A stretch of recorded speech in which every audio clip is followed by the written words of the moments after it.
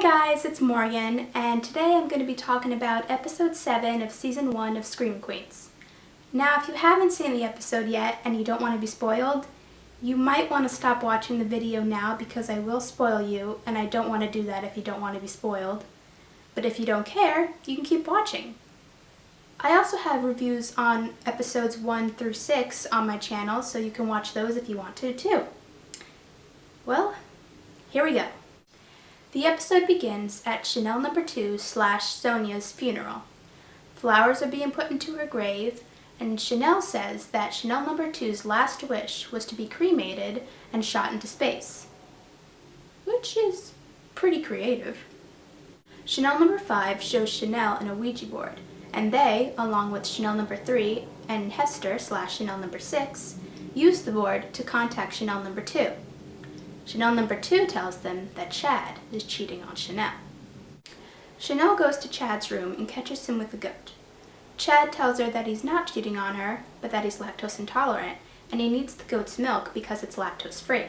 Chad then asks Chanel if she wants to have sex, and she says yes.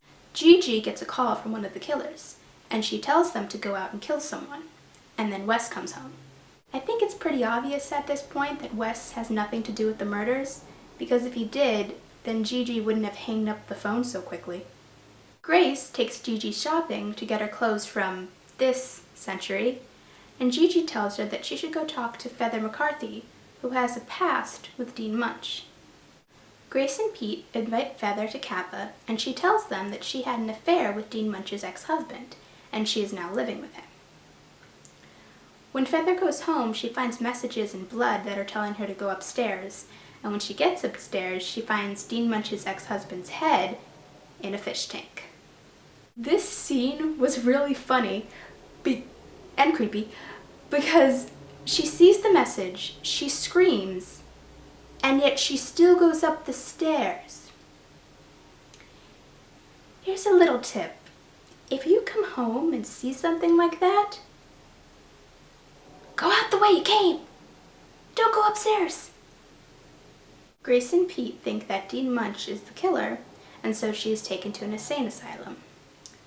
Grace and Pete kiss, thinking the Red Devil situation is over, but then Dean Munch calls Grace and tells her and Pete to come visit her. Grace and Pete visit Dean Munch at the insane asylum, and while they're there, she tells them that she can't eat bologna sandwiches. Pete realizes that a half-eaten bologna sandwich was found at the crime scene. So Pete and Grace realize that Dean Munch couldn't have killed her ex-husband, and she is let out of the insane asylum, and Feather takes her place.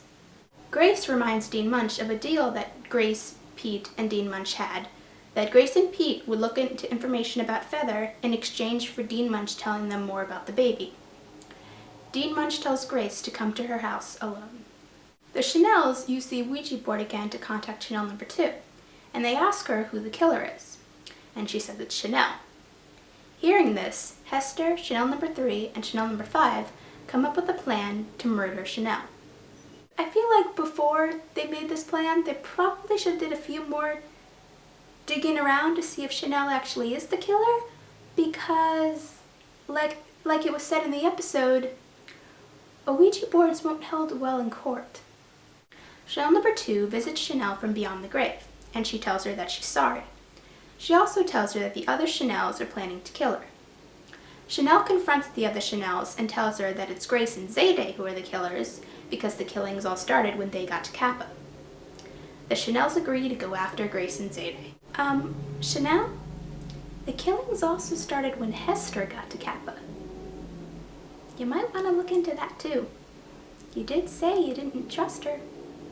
During a voiceover, it is revealed that Dean Munch actually did kill her ex-husband, but framed Feather as revenge for taking him from her. The last scene shows Grace and Zayday returning to Kappa House and the Chanels watching them from upstairs. Dun dun dun. I wonder how the next episode's gonna go.